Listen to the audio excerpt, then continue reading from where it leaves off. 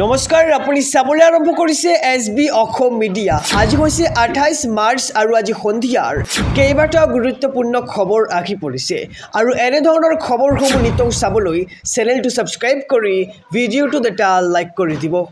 জনাইছোঁ আজিৰ প্ৰথমটো ব্ৰেকিং নিউজ। এইবাৰ AIUDFৰ লগত হাত মিলালে AIMৰ নেতা আছাদুদ্দিন ওৱেইছিয়ে। অসমলৈ আহি ওৱেইছিয়ে চলাব নিৰ্বাচনী প্ৰচাৰ। এক ডাঙৰ খবৰ জনাইছোঁ সমগ্ৰ ৰাজ্যবাসীক। ৰাজ্যৰ ৰাজনীতিৰ এক ডাঙৰ খবৰ। AIUDFৰ লগত এইবাৰ হাত মিলালে AIMৰ নেতা আছাদুদ্দিন ওৱেইছিয়ে আৰু AIUDFৰ হৈ নিৰ্বাচনী প্ৰচাৰ চলাব আছাদুদ্দিন ওৱেইছিয়ে। 2 আৰু 3 এপ্ৰিলত অসমত নিৰ্বাচনী প্ৰচাৰ চলাব আছাদুদ্দিন ওৱেইছিয়ে।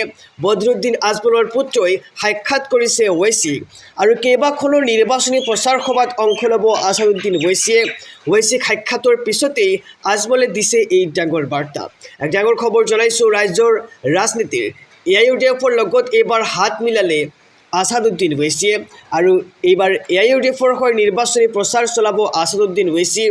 2 আৰু 3 এপ্ৰিলত অসমলৈ আহিব আছাদুদ্দিন ওৱেইছিয়ে আৰু অসমলৈ আহিয়েই AIUDFৰ হৈ নিৰ্বাচনী প্ৰচাৰ চলাব আছাদুদ্দিন ওৱেইছিয়ে আৰু বদৰুদ্দিন আজমলৰ পুত্ৰই সাক্ষাৎ কৰিছে ওৱেইছিক আৰু কেইবাখনো নিৰ্বাচনী প্ৰচাৰ সভাত অংশ ল'ব ওৱেইছিয়ে আৰু ওৱেইছিক সাক্ষাতৰ পিছতেই আজমলে দিলে এই ডাঙৰ বাৰ্তা।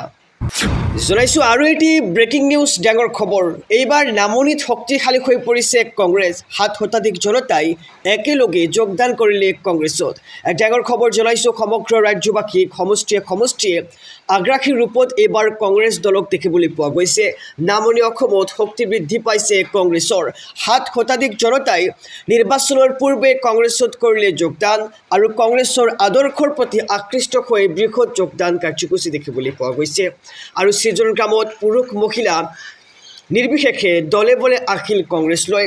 যোগদান কৰিয়েই সৃজন গ্ৰামত কংগ্ৰেছক জয়ী কৰোৱাৰ লক্ষ্য আৰু সমষ্টিয়ে এইবাৰ আগ্ৰাসী ৰূপত কংগ্ৰেছ দলক দেখিবলৈ পোৱা গৈছে। নামনি অসমত শক্তি বৃদ্ধি পাইছে কংগ্ৰেছৰ। 7 শতাধিক জনতাই নিৰ্বাচনৰ পূৰ্বে কংগ্ৰেছত কৰিছে যোগদান আৰু কংগ্ৰেছৰ আদৰ্শৰ প্ৰতি আকৃষ্ট হৈ বৃহৎ যোগদান কাৰ্যসূচী আৰু সমষ্টিয়ে এইবাৰ আগ্ৰাসী ৰূপত কংগ্ৰেছক দেখিবলৈ পোৱা গৈছে। জনাইছোঁ আৰু এটি ব্ৰেকিং নিউজ ডাঙৰ খবৰ।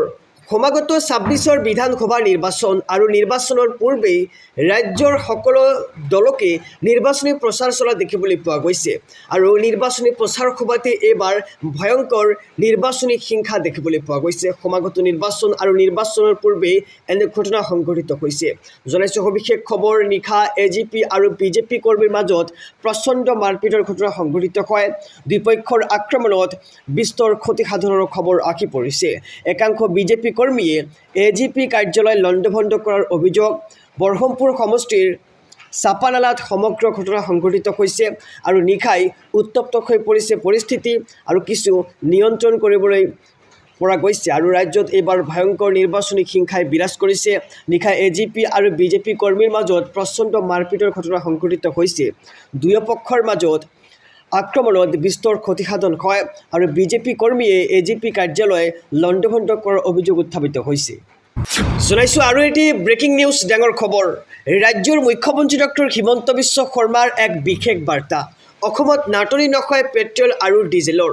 বেছিকৈ তেল কিনিলেই হ'ব বিপদ। আপুনি যদি ভাবিছে যে পেট্ৰল পাম্পত তেল শেষ হৈ যাব, মই বেছিকৈ তেল কিনি মই ঘৰত জমা কৰি ৰাখিম, তেন্তে আপুনি এই ভুল নকৰিব। এই ভুল কৰিলে আপুনি পৰিব ভয়ংকৰ বিপদত। কিয়নো ৰাজ্যৰ মুখ্যমন্ত্ৰীয়ে কৈছে যে ৰাজ্যত নাটনি নকয় পেট্ৰল আৰু ডিজেলৰ আৰু যদিহে কোনো লোকে নিজৰ ঘৰত পেট্ৰল কিনি জমা ৰাখে তেন্তে পৰিব ভয়ংকৰ বিপদত। মুখ্যমন্ত্ৰীগৰাকীয়ে কৈছে যে অসমত নাটনি নকয় পেট্ৰল আৰু ডিজেলৰ। বেছিকৈ তেল কিনিলেই হ'ব বিপদ আৰু অসমত নাটনি নকয় পেট্ৰল আৰু ডিজেলৰ। পেট্ৰল ডিজেল LPGক লৈ ভয় নাই। ৰাইজলৈ অনুৰোধ, কোনেও যাতে বেছিকৈ ক্ৰয় নকৰে পেট্ৰল ডিজেল। পৰ্যাপ্ত পৰিমাণে পেট্ৰল ডিজেল আছে অসমত আৰু কোনো ভয় খাবলগীয়া কথা নাই। সাধাৰণ ৰাইজে বেছিকৈ তেল নিকিনিব। বেছিকৈ কিনিলেই টকা পইচা বেছিকৈ খৰচ হ'ব বুলি মুখ্যমন্ত্ৰীগৰাকীয়ে মন্তব্য কৰিছে আৰু কোৰ কমিটিৰ বৈঠকৰ পাছতেই হিমন্ত বিশ্ব শৰ্মাৰ এই বৃহৎ ঘোষণা কৰিছে যে ৰাজ্যত নাটনি নকয় পেট্ৰল আৰু ডিজেলৰ। পেট্ৰল ডিজেল LPGক লৈ ভয় খোৱাৰ কোনো কাৰণ নাই বুলি মুখ্যমন্ত্ৰীগৰাকীয়ে স্পষ্ট ঘোষণা কৰিছে। জনাইছোঁ ৰাজনৈতিক প্ৰেক্ষাপটৰ আৰু এটি খুবেই ডাঙৰ খবৰ। ৰাজ্যৰ মেৰুকৰণৰ ৰাজনীতিৰ সৰ্ববৃহৎ খবৰ আঁকি পৰিছে। ধৰ্মীয় মেৰুকৰণৰ ৰাজনীতিৰ পাতৰি মেলিছে মৌলানা বদৰুদ্দিন আজমলে।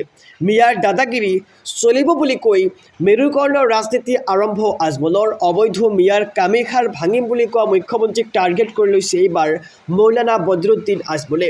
মুখ্যমন্ত্ৰীৰে কামেখাৰ ভাঙিম বুলি মেৰুকৰণৰ ৰাজনীতিৰ দম্ভালি আজমল হিমন্ত বিশ্ব শৰ্মাক বন্ধু আখ্যা দি সৰব এবাৰ প্ৰদেশ কংগ্ৰেছৰ সভাপতি গৌৰৱ গগৈ।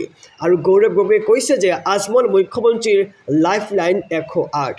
অবৈধ মিয়াৰ মেৰুদণ্ড ভাঙিম বুলি পুনৰ মুখ্যমন্ত্ৰীগৰাকীৰ মন্তব্য। আৰু AUDFৰ হৈ প্ৰচাৰ চলাবলৈ অসমলৈ আঁকিব আছাদুদ্দিন ওৱেইছী। 2 এপ্ৰিলত অসমলৈ আঁকি দুদিন ধৰি প্ৰচাৰ চলাব ওৱেইছীয়ে। আৰু ৰাজ্যৰ মেৰুকৰণৰ ৰাজনীতিৰ এক সৰ্ববৃহৎ খবৰ আঁকি পৰিছে। ধৰ্মীয় মেৰুকৰণৰ ৰাজনীতিৰ পাতনি মেলিছে এইবাৰ মৌলানা বদৰুদ্দিন আজমলে। মিয়াৰ দাদাগিৰি চলিব বুলি কৈ মেৰুকৰণৰ ৰাজনীতি এইবাৰ মৌলানা বদৰুদ্দিন আজমলৰ। আহিছোঁ পৰৱৰ্তী খবৰৰ মাজলৈ। হিমন্ত বিশ্ব শৰ্মা দিল্লীলৈ যোৱাৰ অপেক্ষা, তাৰ পাছতেই অসমত চলিব মিয়াৰ দাদাগিৰি। আৰু এনে বিস্ফোৰক মন্তব্য কৰিছে এইবাৰ মৌলানা বদৰুদ্দিন আজমলে। জনাইছোঁ সবিশেষ খবৰ। অসমত চলিব মিয়াৰ দাদাগিৰি। মুখ্যমন্ত্ৰীক প্ৰত্যুত্তৰ দিবলৈ গৈ আজমলৰ সাম্প্ৰদায়িক মন্তব্য। হিমন্ত বিশ্ব শৰ্মা দিল্লীত যোৱাৰ পাছতেই মিয়াৰ দাদাগিৰি চলিব এইখন অসমত। আৰু হিমন্ত বিশ্ব শৰ্মাৰ দাদাগিৰি এইখন অসমত আৰু নচলে। নিৰ্বাচন শেষ হোৱাৰ পিছতেই আৰম্ভ হ'ব মিয়াৰ দাদাগিৰি। হিমন্ত বিশ্ব শৰ্মাৰ কামেখাৰ ভাঙি দিয়াৰ হুংকাৰ আজমলৰ। আৰু অসমত চলিব কেৱল মিয়াৰ দাদাগিৰি। আৰু নিৰ্বাচন শেষ হোৱাৰ পিছতেই অসমত আৰু নচলে মুখ্যমন্ত্ৰীগৰাকীৰ দাদাগিৰি।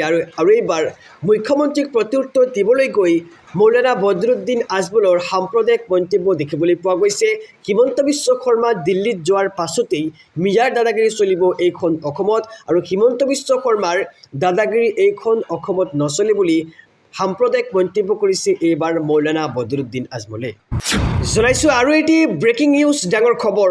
ৰাজ্যবাসীৰ বাবে এটি জৰুৰী খবৰ। ৰন্ধন গেছৰ নাটনিক লৈ চলি থকা শংকাৰ মাজতেই ৰাজ্যবাসীৰ বাবে আহি পৰিছে এক ভাল খবৰ। আপুনি আৰু ৰন্ধন গেছৰ সমস্যাত ভুগিব নালাগে। এতিয়াৰে পৰা ঘৰতে বহি বুকিং কৰিব পাৰিব ৰন্ধন গেছৰ চিলিণ্ডাৰ। ৰন্ধন গেছৰ নাটনি দূৰ কৰিবলৈ এইবাৰ বিশেষ পদক্ষেপ গ্ৰহণ কৰিছে IOCLৰ ফালৰ পৰা। গ্ৰাহকৰ সুবিধাৰ্থে IOCLে মুকলি কৰিছে বিশেষ কেইটামান ফোন নম্বৰ, যি ফোন নম্বৰৰ জৰিয়তে আপুনি বুকিং কৰিব পাৰিব আপোনাৰ ৰন্ধন গেছ চিলিণ্ডাৰ। আৰু নম্বৰটো হৈছে 8927225667 নম্বৰ।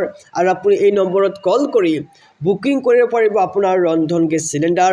নম্বৰটো আপোনালোকে স্ক্ৰীনশ্বট লৈ লওক অথবা লিখি লওক। আৰু কেইটামান নম্বৰ দিয়া হৈছে। হোৱাটছএপৰ জৰিয়তে বুকিং কৰিব পাৰিব আপুনি চিলিণ্ডাৰ বুকিং কৰিবলৈ হোৱাটছএপ কৰক 75। আপোনালোকে নম্বৰটো চাব পাৰিছে। এইটো নম্বৰত আপোনালোকে হোৱাটছএপ কৰি বুকিং কৰিব পাৰিব ৰন্ধন গেছ চিলিণ্ডাৰ। আৰু মিছ কলৰ জৰিয়তেও বুকিং কৰিব পাৰিব গেছ চিলিণ্ডাৰ। লগতে আৰু এটা নম্বৰ আছে 8454955555 নম্বৰত আপোনালোকে গেছ চিলিণ্ডাৰ বুকিং কৰিব পাৰিব। লগতে আৰু এটা নম্বৰ দিয়া হৈছে 9493602222 নম্বৰত আপোনালোকে মিছ কল দি বুকিং কৰক আপোনাৰ চিলিণ্ডাৰ। আৰু ৰন্ধন গেছৰ নাটনিক লৈ চলি থকা শংকাৰ মাজতেই ৰাজ্যবাসীৰ বাবে আঁকি পৰিছে ভাল খবৰ। আপুনি আৰু ৰন্ধন গেছৰ সমস্যাত ভুগিব নালাগে।